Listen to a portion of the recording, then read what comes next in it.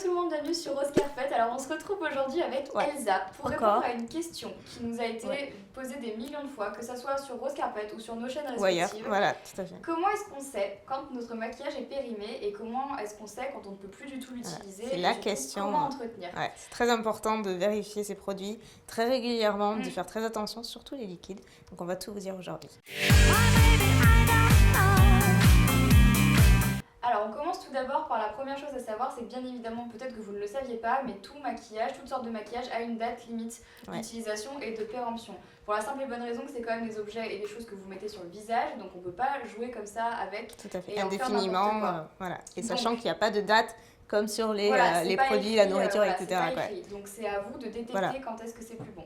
Alors le plus important, il me semble que c'est les fonds de teint. Complètement, c'est ce qui est à privilégier. C'est ce qui est écrit. Tout ce qui est produit liquide, c'est vraiment ce que vous mettez sur la peau. Donc tout ce qui est fond de teint, anti-cerne, les bases. Surtout moi, le truc auquel je fais le plus attention, c'est vraiment le fond de teint. Fond de teint anti-cerne parce que c'est hyper important. C'est vraiment les trucs qui peuvent vous donner des petits boutons, des petites allergies. Si c'est périmé, c'est la catastrophe. Alors comment savoir si c'est périmé ou pas? Moi ce que je reconnais tout de suite, c'est facile finalement. L'odeur. L'odeur et la texture qui changent. Si vous sentez que ça commence à faire des grumeaux, que ça se divise, que l'huile par exemple est plus du tout à la même phase que le reste de votre fond de teint, la couleur aussi. Si la couleur commence à virer, là vous êtes sûr que c'est plus bon. Donc on ne prend pas de risque. Si vous avez un truc, vous le jetez et vous changez. Ensuite, autre chose pour l'entretien des fards à paupières, parce que pareil, les fards à paupières, on peut se faire une très grosse collection. Elsa et moi, on sait. On en sait quelque chose. On en a quelques-uns quand même. Et on peut les garder assez longtemps. La seule chose, c'est de les désinfecter. Alors moi, ce que je vous recommande, tu sais, c'est de prendre un vaporisateur et de mettre dedans de l'alcool à 90 que vous pouvez acheter dans les pharmacies et tout simplement le faire de temps en temps. Pas besoin de le faire tout le temps. Juste une fois de temps en temps. Tout dépend de votre collection. Et c'est vrai que on n'y pense pas forcément. Et c'est quand même vachement important pour éviter tout ce qui est bactéries, etc. Parce qu'encore une fois, c'est quelque chose qu'on s'applique sur les visage et les yeux, c'est très sensible. Donc généralement, on fait ça pour les fards à paupières, pour les blushs et aussi pour les rouges à lèvres. Les produits poudre. Beaucoup les produits poudre. Vous pouvez également le faire sur les rouges à lèvres si jamais de très loin vous les ouvrez tous et vous pchitez comme ça. Bon pareil, pour les rouges à lèvres, ça se reconnaît aussi très très bien à l'odeur. Là encore.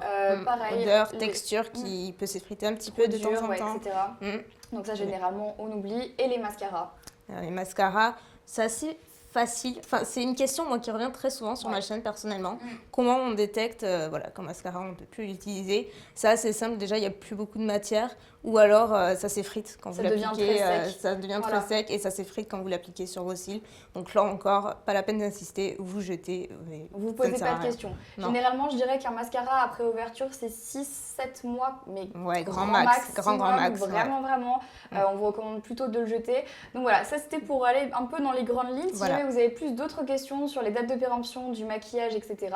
On vous a fait un article sur le blog de Rose Carpet qu'on vous mettra dans la barre d'infos avec un petit peu plus d'infos sur le nombre de temps qu'on peut garder des produits. C'est très bon à savoir, je vous conseille d'aller voir. Comment les conserver, comment les faire durer un peu plus longtemps. Donc voilà, tout ça c'est dans la barre d'infos. Et donc on vous a concocté quand même un petit truc un petit peu plus réjouissant que les maladies de peau qu'on peut attraper grâce au maquillage.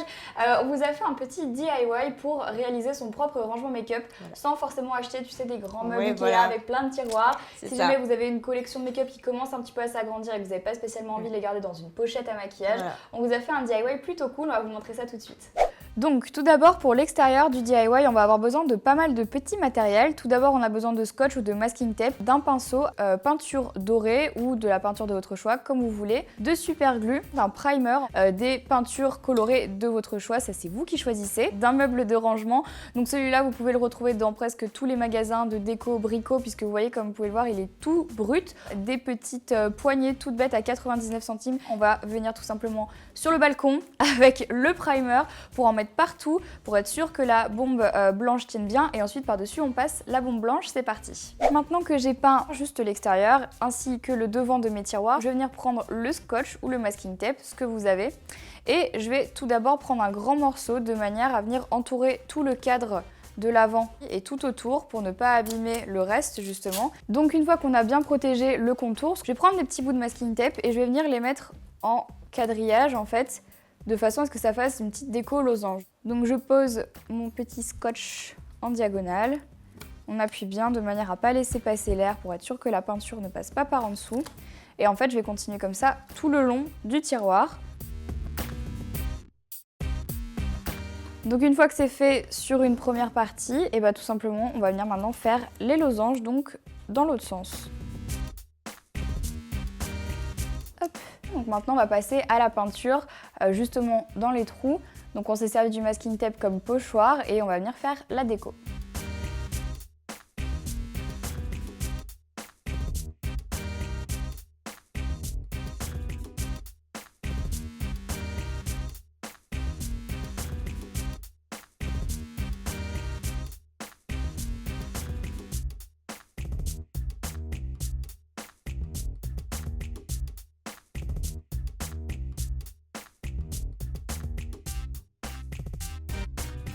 Donc pour le matériel nécessaire, vous allez voir, il vous suffit de pas grand chose, c'est à la portée de tout le monde, c'est très très simple. Il vous faut juste un morceau de carton, d'une règle, d'un ciseau et un crayon à papier, tout simplement.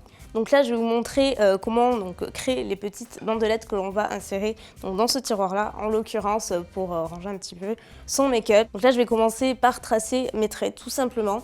Donc juste munissez-vous d'une règle et d'un crayon à papier, jusque-là, ça va.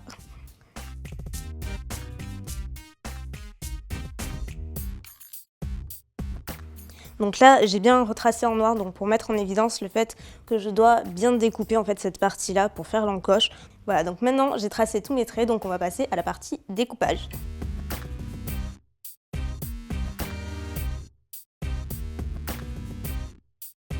Donc là, je viens couper là où il y a les traits, tout simplement, les grands traits. Donc là, vous voyez, on voit qu'on a pile la largeur. Donc c'est impeccable. Maintenant, on va passer à la partie encoche. Sur cette partie-là, donc juste faire 2 encoches de chaque côté de votre trait avec votre ciseau doucement.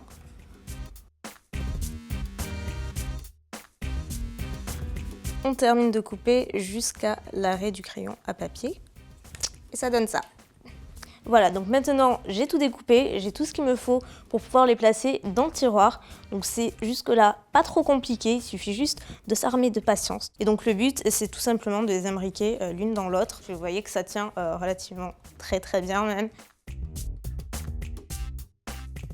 Et donc là, dernière étape, la plus simple, n'est-ce pas? C'est juste de placer vos compartiments dans votre tiroir. Donc il faut juste peut-être forcer un petit peu et tant mieux, justement, ça va vous assurer à ce que les compartiments ne bougent pas. Et à la fin, ça doit ressembler à ça. Vous avez vraiment vos compartiments différents pour pouvoir ranger tout ce que vous voulez finalement. Maintenant, on va passer à l'étape de la décoration du haut de notre petit meuble. Alors, pour protéger le reste et les côtés, ce qu'on fait tout simplement, c'est qu'on vient prendre des pages de magazine qu'on va venir, comme vous pouvez le voir, coller par ici avec le masking tape, juste en haut. Et du coup, ça va protéger toute la surface ici. Donc, on va pas en mettre qu'une, on va quand même en mettre plusieurs de manière à ne pas abîmer le travail qu'on a fait juste avant. Donc maintenant ce que je vais faire tout simplement c'est venir faire un petit rappel sur le haut. Donc pour ça on va venir coller encore une fois des bandes de masking tape pour pouvoir rappeler la décoration qu'on a fait sur les tiroirs. Je prends un très gros morceau de masking tape, je pars du coin ici et je fais la diagonale tout du long. Donc maintenant qu'on a tout masking tapé, je sais pas vraiment si ça se dit en haut, on va venir choisir un endroit, un seul, avec une bande qu'on va quand même recouvrir de masking tape de manière à ce que ça ne soit pas tout noir et qu'il y ait juste une petite bande ensuite qu'on va pouvoir venir faire en doré. Donc maintenant que c'est fait, on va passer à la bombe noire que je vais venir faire sur le balcon pour éviter de mourir sous les jets toxiques et nocifs de ce petit produit.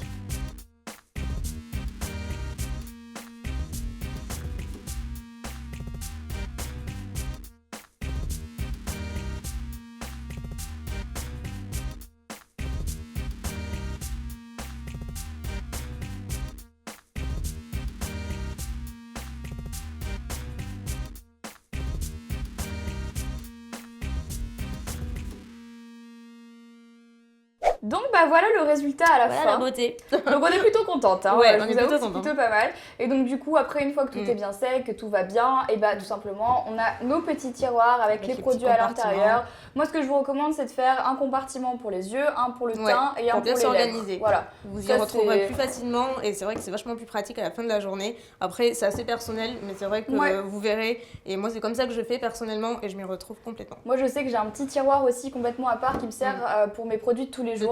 Aussi, les produits que j'utilise en ce moment, etc. Le plus souvent, j'ai un petit bac à côté de moi que voilà, je sais que je remplis de temps en temps ou des fois que je vide. C'est plutôt pratique. Mais donc voilà le résultat final. Donc on espère que ça vous plaît. Voilà. En tout cas, voilà, surtout n'hésitez pas à partager vos créations avec nous si jamais vous avez fait un rangement make-up. On sera ravis de le voir. On serait vraiment super On aime bien regarder tout ce que vous recréez derrière. Donc n'hésitez pas à nous mettre des photos sur Instagram, sur Twitter, en taguant Rose Carpet, on serait vraiment ravis de voir vos créations. N'hésitez pas à nous dire ce que vous en avez pensé dans les commentaires. Avec Asa, on vous fait plein de gros bisous et on vous dit à très très vite. Ciao. Bye bye. Donc je trouve ça vraiment trop cool, trop beau, trop doux. Ça, je crois que c'est mes trucs préférés de la vidéo. Donc ils viennent de chez Primark encore une fois et ils coûtent 4 €.